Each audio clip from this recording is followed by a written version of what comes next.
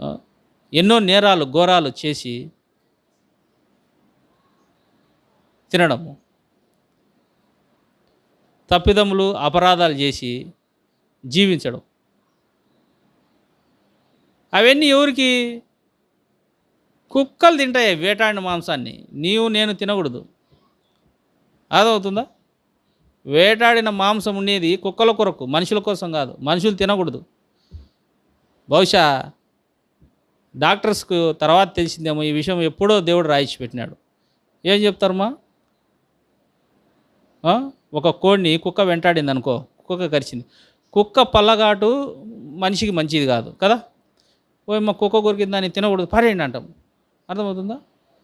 ఒకవేళ అది పట్టుకున్నా కూడా కొంతమంది తినేవాళ్ళు ఉన్నారు. కానీ ఏదో ఒక జబ్బులు వచ్చే అవకాశం ఉంది. రేబీస్. ఒక జీవి ఇంకో జీవిని కొరికి